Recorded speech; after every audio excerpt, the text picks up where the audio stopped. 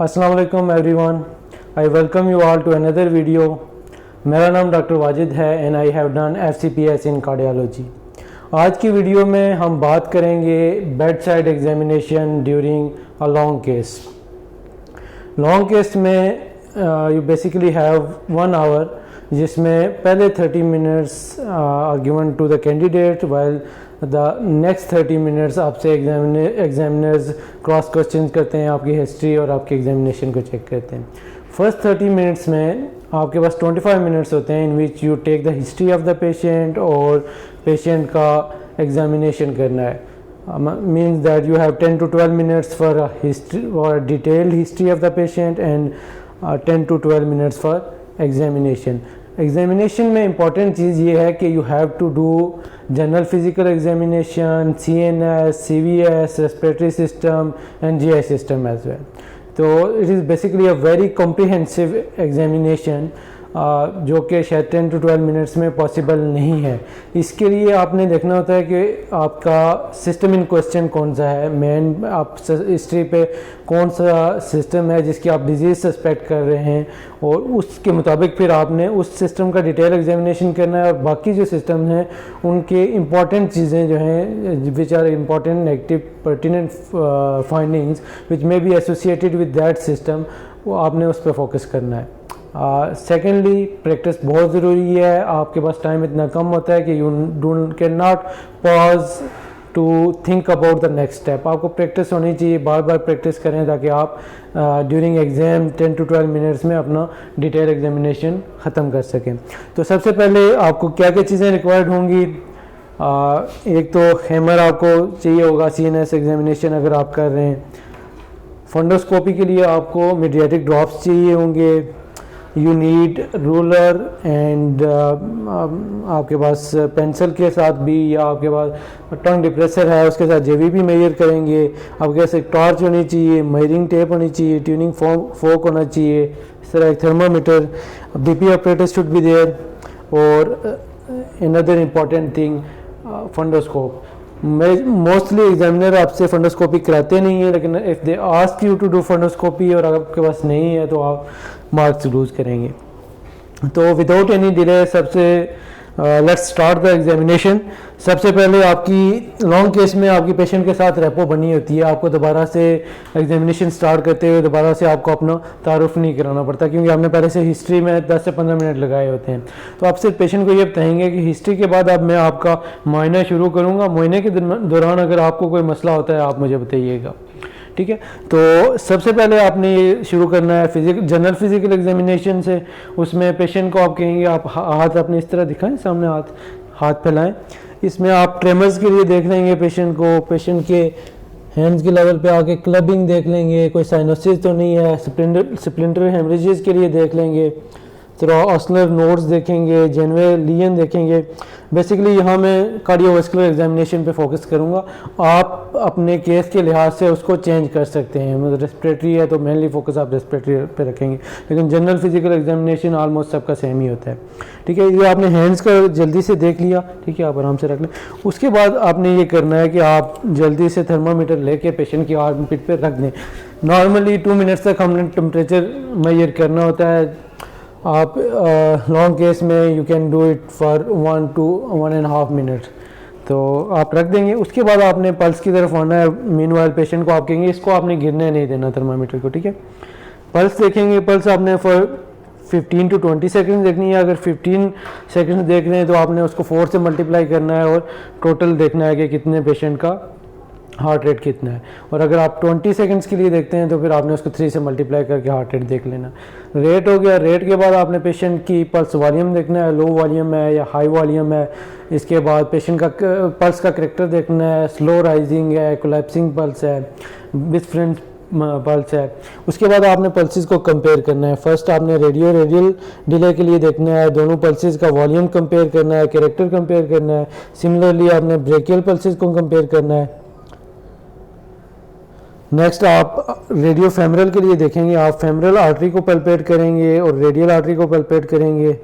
और रेडियल के लिए देखेंगे अगर कोई पेशेंट का फेमरल से प्रोसीजर हुआ है तो आप देख लेंगे ब्लीडिंग तो नहीं है, उसमें कोई हीमाटोमा तो नहीं बना हुआ, ब्रूजिंग तो नहीं है। इसी तरह फिर आप पेशेंट की आपने अगर सॉक्स हैं तो आपने आइडियली आपने उतरवा देनी है पहले से ही। तो हम सॉक्स उतार लेते हैं। डॉर्सल पीडस आर्टरी को आपने देखना है दोनों साइड पे और कंपेयर करना है। इस तरह पोस्टीरियर टिबियल को भी हम देख लेंगे। पल्सेस के एग्जामिनेशन के दौरान ही आपने पीडियल एडिमा के लिए पेशेंट को देख लिया। पोप्लिटियल आर्टरीज को आपने देखना होगा। आप बेंड करें ज़रा टांग, ठीक है, दूसरी टांग भी बेंड करें, ठीक है, टांगें सीधी कर लें आप, ठीक है। इतने दौरान इस दौरान आपने अगर पल्सेस जब देख ली, कंपेयर कर ली, उसके बाद आप पेशेंट का थर्मामीटर निकाल के आप टेम्परेचर देख लें पेशेंट फेब्राइल है या फेब्राइल है, और जितना भी टेम्परेचर आपके पास रिकॉर्ड होता है उसमें आपने +1 ऐड करना होता है, क्योंकि आर्म पिट में जो आप ब्लड प्रेशर चेक करते हैं उसमें +1 ऐड करना होता है। आपने पल्सेस देख ली, एडिमा देख लिया, हैंड्स को देख लिया, उसके बाद आपने पेशेंट का ब्लड प्रेशर चेक करना है। ब्लड प्रेशर के लिए आपने दोनों मेथड्स यूज़ करने हैं, दैट इज़ ऑस्कल्टेटरी एंड पाल्पेटरी, ठीक है। पहले आपने बीपी अपरेटस लगा लिया, आप ब्रेकियल आर्टरी को आराम से बिल्कुल ढीले छोड़ दें बाजू। ब्रेकियल आर्टरी को पैल्पेट करेंगे। ब्रेकियल आर्टरी के ऊपर आपने स्टेथोस्कोप रखनी है। स्टेथोस्कोप रख के आप पेशेंट का ब्लड प्रेशर चेक कर लेंगे।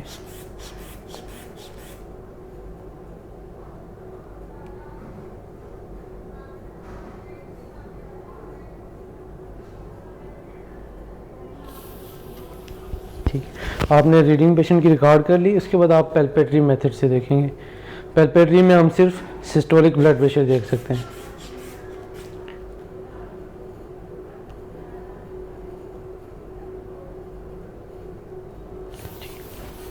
अब नेक्स्ट आता है पेशेंट का आपने ब्लड प्रेशर दोनों आर्म में कंपेयर करना है, पोस्टल हाइपोटेंशन के लिए करना है। लेकिन चूंकि अगर आप पेशेंट की राइट साइड पे हैं, आपके लिए फिजिबल नहीं है इस टाइम आपको ब्लड प्रेशर चेक करना, तो आपने बाद में चेक करना होगा, मैं आपको बताऊंगा। और कोशिश ये होनी चाहिए एग्जामिनेशन में कि पेशेंट कम से कम मूव करे, ठीक है। इसके बाद नेक्स्ट हम पेशेंट की आइज़ को देख लेंगे। नीचे देखिएगा, ऊपर देखें। जेंडर्स के लिए हमने देख लिया, फॉर एनीमिया और पैलर देख लिया। मास्क आपने ज़रा सा उतारना है, ठीक है। कोई मेलर फ्लैश वगैरह है वो देख लें, और कोई एबनॉर्मेलिटी है देख लें। उसके बाद पेशेंट को आपने कहना है बड़ा मुंह खोलें। लाइट से आपने देखना है पेशेंट को कोई साइनोसिस तो नहीं है, पैलर तो नहीं है। एक और important cheese specially in cardiovascular examination आपने देखना है पेशेंट को डेंटल कैरीज तो नहीं है। Dental caries is a separate risk factor for coronary artery disease. इसी तरह पेशेंट के ईयर्स में आपने देखना है for Frank crease in serious examination, it is because it is a risk factor for cardiovascular disease. Mask ऊपर कर लें। फिर आप नेक में आएंगे। नेक में आप थायराइड के लिए देखेंगे। पेशेंट को आपने कहना है थूक निकले, थूक निकलिएगा ज़रा, ठीक है। आपने थायराइड के लिए देख लेना है, थायराइड मूव तो नहीं कर रहा। आप कैरोटिड को पैल्पेट करेंगे और उसके बाद कैरोटिड को आपने अस्कल्टेट कर लेना है फॉर एनी ब्रूई। सिमिलरली इस तरफ देखिएगा, दूसरी तरफ की कैरोटिड को आपने पैल्पेट कर लिया, फिर उसको आप अस्कल्टेट भी करेंगे। डायफ्राम से अस्कल्टेट आपने करना होता है, ठीक है। सिर्फ दोबारा से देखिएगा। फिर आपने जेवीपी के लिए देखना है। जेवीपी के लिए आपने पेशेंट की नेक पे लाइट डालनी है और you try to look for the upper border of JVP. अगर आपको जेवीपी का अपर बॉर्डर नज़र आ जाता है तो आपने उसको कंफर्म करना है पेशेंट को डीप एस्पिरेशन करा के या हेपेटोजुगुलर से, या आप पेशेंट की नेक पे प्रेस करेंगे और जेवीपी ख़त्म हो जाएगी। आपने बेसिकली पेशेंट की जेवीपी को डिफ्रेंशिएट करना होता है फ्रॉम कैरोटिड। अच्छा, अब मुझे यहाँ पे जेवीपी का अपर बॉर्डर नज़र नहीं आ रहा, मैं हेपेटोजुगुलर रिफ्लेक्स करूँगा। आपको पेट में किसी जगह दर्द तो नहीं है, मैं आपको हल्के से दबाऊँगा पेट पे। आपने इसको तकरीबन 10 सेकंड्स तक दबा के रखना है और जेवीपी के लिए देखना है। अगर आपको जेवीपी नज़र आ जाती है तो आपने मेजर करना है, अगर नहीं आती तो आप कहेंगे कि जेवीपी वाज नॉट अप्रिशिएटेड। अब मुझे नज़र नहीं आई, लेकिन आपको मैं मेथड बता देता हूँ। अगर जेवीपी नज़र आती है तो आपने किस तरह से मेजर करना है। आपने एक स्केल लेना है और एक पेंसिल लेनी है, या इस तरह से टंग डिप्रेसर ले लेंगे। आपने मेरोब्रम स्टर्नाई को लोकेट करना है और वहाँ पे अपना स्केल रखना है which should be perpendicular to the ground, ज़मीन से परपेंडिकुलर होना चाहिए, नॉट टू द पेशेंट। ठीक है, उसके बाद आप upper border of the JVP locate करेंगे। Suppose this is the upper part of the JVP, और वहाँ पे अपना टंग डिप्रेसर या पेंसिल रख लेंगे और उसको आपने हॉरिजॉन्टल प्लेस करना है along the axis of the ground. और जितनी आपके पास जेवीपी आएगी वो आप रिकॉर्ड कर लेंगे और +5 ऐड करेंगे तो आपके पास एग्जैक्ट जेवीपी आ जाएगी। ठीक है, इसके बाद हम नेक्स्ट आ जाते हैं आपके कार्डियोवास्कुलर सिस्टम पे। थोड़ा सा अगेन कार्डियोवास्कुलर के लिए मैंने आपको कहा था कि आप पिछली वीडियो में बताया था कि आप फुट साइड पे जाएंगे, पेशेंट की फुट एंड पे जाएंगे, फिर चेस्ट की सिमेट्री देख लेंगे। चेस्ट के लेवल पे जाके यानी बल्ज, पल्सेशन, स्कार मार्क्स देख लेंगे। उसके बाद आपने पल्पेट करना है। पल्पेशन के लिए आपने पूछना है चेस्ट में आपको कहीं दर्द तो नहीं है सीने में।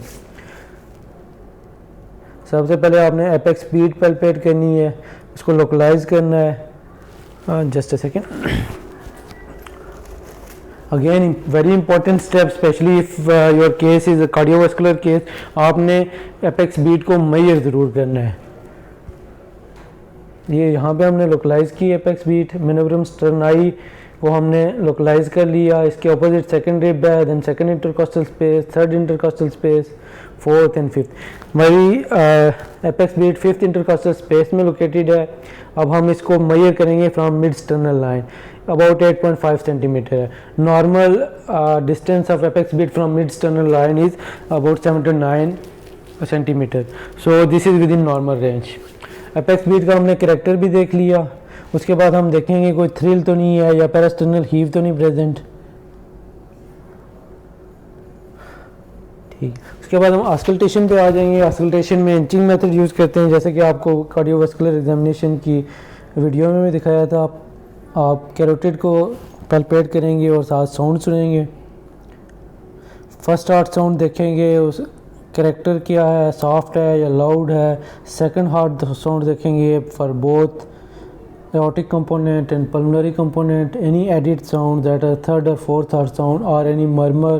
अगर murmur मिलता है तो उसकी लोकेशन क्या है, उसकी ग्रेडिंग क्या है, रेडिएशन होता है या नहीं होती, मैनोवर के साथ क्या उसका रिलेशन है। इसके बाद फिर हम एक्जिला तक सुनेंगे for any presence of mitral regurgitation.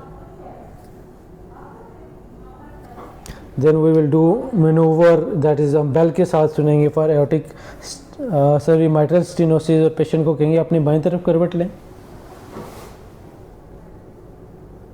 ठीक है, सांस लंबी सांस लें, बाहर निकालें, रोक लें।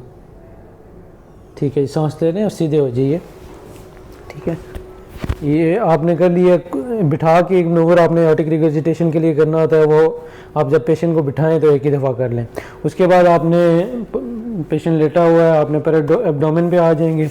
पर एब्डोमेन पे आपने पल्पेट करना है। इनिशियली आपने सुपरफिशियल पल्पेशन करनी है। पेशेंट से पूछ ज़रूर लेना है फॉर एनी एब्डोमिनल पेन। ठीक है, उसके बाद आपने डीप पल्पेशन करनी है।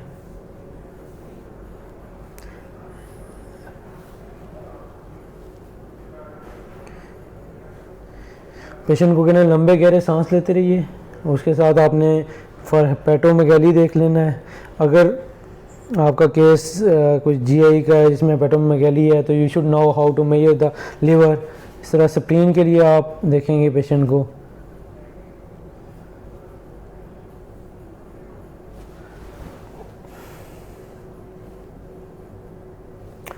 किडनीज़ के लिए दोनों साइड पे आप देख लेंगे, any for any large kidneys और in case of polycystic kidney disease. उसके बाद आपने कैरोटिड ब्रूई के लिए सुनना है, बॉल साउंड्स के लिए सुनना है। सॉरी, कैरोटिड नहीं, रीनल ब्रूई के लिए सुनना है आपने।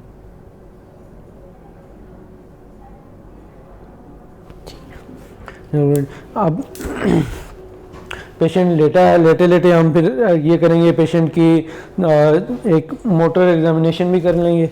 इसमें कोशिश यही होनी चाहिए कि पेशेंट को मिनिमली आप मूवमेंट कराएं। ठीक है, आपने टांग ऊपर उठानी है।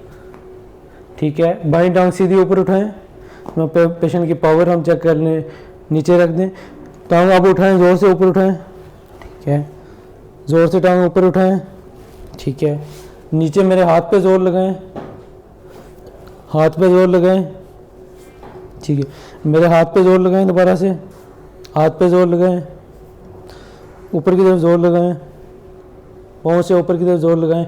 साथ में हमने सेंसरी के लिए, अनलेस कि आपका सीएनएस का केस है, सेंसरी के लिए आपने प्रोप्रियोसेप्शन चेक करनी है।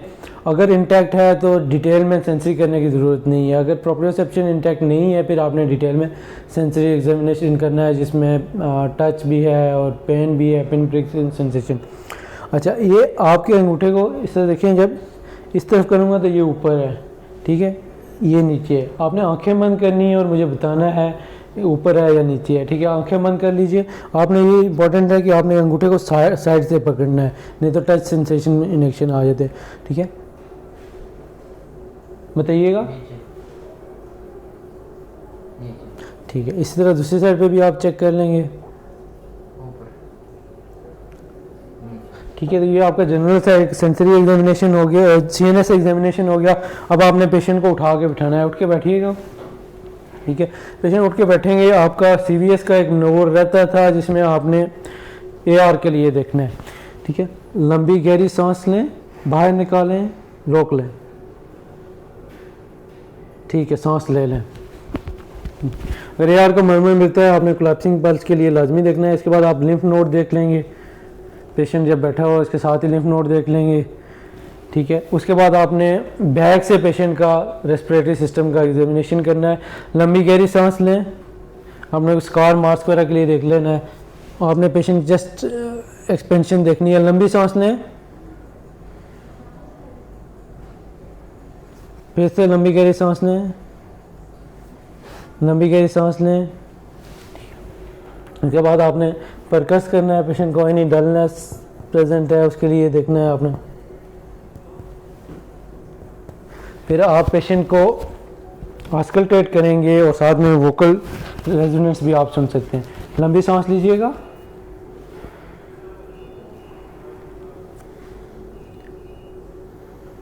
आप देख लेंगे पेशेंट को क्रैकर्स तो नहीं है, पेशेंट पल्मोनरी एडिमा में तो नहीं है, पेशेंट को कोई वीज तो नहीं है। इन केस आपने बीटा ब्लॉकर देना है। लंबी सांस लें, ठीक है। अब जब मैं ये स्ट्रेथ रखूँगा तो आपने 3-3 बोलना है। बोले 3-3 3-3 3-3 3-3 3-3, ठीक। आपका रेस्पिरेटरी सिस्टम हो गया। अगर आपका मेन कार्डियोवास्कुलर सिस्टम था, फिर आपने पेशेंट को कहना है आप ज़रा सीधे होकर बैठ जाइएगा, इस तरफ मेरी तरफ होकर बैठिएगा। पेशेंट को आपने उठाया, आपने जनरल सा एक क्विकली आपने क्रेनियल नर्व्स कर लेनी है। क्रेनियल नर्व में पेशेंट को आपने कहना है आप ज़ोर से आंखें बंद करें, ठीक है। आप ऊपर छत की तरफ देखिएगा, ठीक है। आपने मेरे हाथों को उंगली को देखते रहना है, सर नहीं हिलाना। कहीं आपको दो नज़र आए तो आपने मुझे बताना है, ठीक है। इस तरह से आपने एच बनाना है। इसमें आपकी क्रेनियल नर्व चेक हो जाएंगी आपकी जनरल, क्योंकि डिटेल में करना तो पॉसिबल नहीं होता है यहाँ पे आपका। अगर सीएनएस का केस है फिर तो आपने डिटेल में करना है। फिर आपने कहना आपने दूर देखते रहना है, मैं आपकी आंखों में लाइट डालूंगा, ठीक है। देख लिया, लाइट रिफ्लेक्स देख लिया आपने, ठीक है। मास्क तरह नीचे कीजिएगा, अपने दांत दिखाएं, मुंह में हवा भरें, ठीक हो गया, ठीक। अब पेशेंट जब बैठा हुआ है तो यहाँ पे आपने एक काम करना है, आपने लेफ़्ट साइड का ब्लड प्रेशर आपने चेक कर लेना है फॉर कंपैरिजन। इसमें भी आपने दोनों पल्पेटरी और ऑस्कल्टेटरी मेथड्स दोनों करने हैं फॉर कंपैरिजन, ठीक है। अगेन आप ब्रेकियल को लोकलाइज करेंगे, ब्रेकियल आर्टरी आपने लोकलाइज कर ली। फिर आपने ब्लड प्रेशर चेक करना है पेशेंट को। पहले आप ऑस्कल्टेटरी मेथड से कर लें, वो आप पे है, आप पहले ऑस्कल्टेटरी करते हैं या पहले पल्पेटरी करते हैं, वो आप पे है।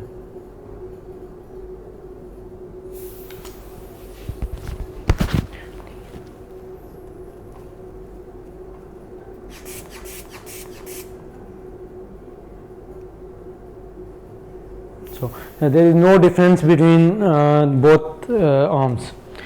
तो ये आपने अभी बीपी ऑपरेटर्स लगे रहने देना है। यहाँ पेशेंट बैठा है, आपने पेशेंट का नी जर्क चेक कर लेना है, ठीक है। Ideally this closure should be above the thigh, ताकि आप क्वाड्रिसेप मसल को देख सकें। तो बेसिकली आपने पेशेंट को टांग, आप बिल्कुल टांग ढीली छोड़िए, अपने हाथ पे पेशेंट को सहारा देना है, आपने लोकलाइज करना है टेंडन को, और आप आराम से बिल्कुल ढीला छोड़ें और आपने क्वाड्रिसेप मसल को देखना है। इसी तरह आपने दोनों तरफ से करना है। सीवीएस में ये इतना रेलिवेंट नहीं है, लेकिन अगर सीएनएस है तो फिर आपने इसको डिटेल में करना है। फिर पेशेंट को आपने खड़े करना है, उठ खड़े हो जाइएगा प्लीज़। खड़े होकर हमने दो चीज़ें, हमने गेट देखनी है, ठीक है, कुछ गेट देखनी है। पेशेंट की हिप वेस्ट रेशो बहुत इंपॉर्टेंट है, specially in CVS examination. Hip waist hip ratio of more than 0.9 in male and 0.8 in female is a risk factor for coronary artery disease. आप narrowest part of the waist उस पर आप major करेंगे waste कितनी है, ठीक है, और वाइडेस्ट पार्ट ऑफ हिप उस पर आप मेजर करेंगे पेशेंट की हिप की कितनी लेंथ है, और उसको आप वेस्ट को हिप से डिवाइड कर लेंगे, ठीक है। मीनवाइल जब पेशेंट खड़ा है आपने गेट देख लेनी है, थोड़ा सा चल के दिखाएंगे, ठीक है, वापस आ जाएं, ठीक है। अब पेशेंट का आप यहाँ पे आइडियल टाइम पोस्चरल हाइपोटेंशन देखने के लिए 3 मिनट्स है, लेकिन एग्जामिनेशन में आपके पास इतना टाइम नहीं होता। अगर पेशेंट की सिनकपी की हिस्ट्री नहीं है तो आप 1 मिनट के बाद भी आप पोस्चरल हाइपोटेंशन देख सकते हैं। और एक और बात, अगर पेशेंट सिनकपी का पेशेंट है तो फिर आपने जो ही पेशेंट को फर्स्ट टाइम खड़ा करेंगे तो उस टाइम भी फ़ौरन हाइपोटेंशन ब्लड प्रेशर चेक करना है। यहाँ पे भी अगेन आप दोनों पल्पेटरी और अस्कल्टेटरी मेथड दोनों करेंगे। तो पेशेंट को आपने बिठा देना है, बैठ जाए प्लीज़, इधर बेड साइड पे बैठिएगा इस तरह से। उसके बाद आपने एग्जामिनर को ज़रूर कहना है, sir I would like to do the fundoscopy of the patient. तो कुछ एग्जामिनर देखना चाहते हैं आपको स्टेप्स आते हैं या नहीं आते, तो आपको कहेंगे ओके गो अहेड। कुछ कहते हैं आप रहने दें, लेकिन आपको पता होना चाहिए कि how to do a fundoscopy. तो आप पेशेंट एग्जामिनर को कहेंगे sir I want to do the fundoscopy of the patient. If examiner says okay go ahead, तो आपने उसको ड्रॉप्स निकाल देने हैं, कहना है कि I have to do the fundoscopy with mydriatic dilatation. तो इसमें जो मीडियाटिक ड्रॉप्स होते हैं, इसका मसला ये होता है कि जब आप डायलेट करने के लिए डालते हैं तो पेशेंट को 1 से 2 घंटे तक फिर ब्लरिंग शुरू हो जाती है। अगर एग्जामिनर अमूमन कहते हैं कि आप ड्रॉप्स ना डालें, हम देखना चाहते हैं आपको फंडोस्कोपी आती है या नहीं आती, तो आप अगर कहते हैं कि डाल दें, फिर तो आपने कहना है इसको पेशेंट को आपने एक्सप्लेन करना है जी कि मैं आपको ड्रॉप्स डालूंगा, उसके बाद आप ड्राइव नहीं कर सकते क्योंकि आपको सही नज़र नहीं आएगा। तो आइडियली फंडोस्कोपी के लिए आपने पहले तो सबसे पहले आपने लाइट अपने हाथ पे डाल के आपने चेक कर लेनी है कि आपकी फंडोस्कोप चल भी रही है या नहीं यार। इस तरह से देखें आपको लाइट होगी। उसके बाद आपने अगर ग्लासेस पहनते हैं तो ग्लासेस उतार लेंगे, अपनी वीएन के मुताबिक यहाँ से इस नोट से आप हैंडल से आप सेलेक्ट करेंगे जहाँ ये आपको क्लियर नज़र आती है light. Ideally the light should be of, लेकिन यहाँ में चूँकि वीडियो बना रहे हैं तो उसमें आपने लाइट ऑन रख रहे हैं, इसलिए वजह से हमने। तो इसमें फंडोस्कोपी में रूल ये होता है कि सेम हैंड और सेम आई, मतलब पेशेंट की हम अगर राइट आई का कर रहे हैं तो हमारा फंडोस्कोप राइट हैंड में होनी चाहिए और मैं अपने राइट आई यूज़ करूँगा, ठीक है। इसमें पेशेंट को कहना है आपने मेरे कंधे से ऊपर दूर देखना है, लाइट थ्रो करनी है पेशेंट की आई में और दूर से करीब आते जाना है। उसमें आपको फंडस नज़र आ जाएगा, कोई चेंजेस हैं तो आपने नोट करनी है। यूजली लॉन्ग केस में इतनी आपको चेंजेस अच्छी अप्रिशिएट नहीं होती, लेकिन यूजली एग्जामिनर देखना यही चाहते हैं कि आपने प्रैक्टिस की हुई है या नहीं हुई। तो उसके बाद फिर आप अपनी फाइंडिंग्स को सम अप कर लेंगे, जो हिस्ट्री की है, एग्जामिनेशन की है, और फिर आपके नेक्स्ट 30 मिनट शुरू होंगे जिसमें आपने हिस्ट्री प्रेजेंट करनी है और एग्जामिनेशन करना है। लॉन्ग केस में एग्जामिनेशन के स्टेप्स आपको बहुत अच्छी तरह आने चाहिए, आपने कोई स्टेप्स इंपॉर्टेंट मिस नहीं करने, और टाइम क्योंकि बहुत कम टाइम होता है और एग्जामिनेशन बहुत ज़्यादा करना होता है, तो इसलिए बार बार प्रैक्टिस करें। हो सकता है मेरे से कुछ चीज़ें मिस हो गई हों, आप ज़रा बेहतर तरीके से कर सकते हो, लेकिन मेनली कोर यही है स्टेप्स का। उसमें अगर आप कुछ चीज़ ऐड करना चाहें और कहीं आपने पढ़ी है देखी है तो ज़रूर कर लें। Hopefully this video was helpful for you. Thank you and अल्लाह हाफिज़ टिल नेक्स्ट टाइम।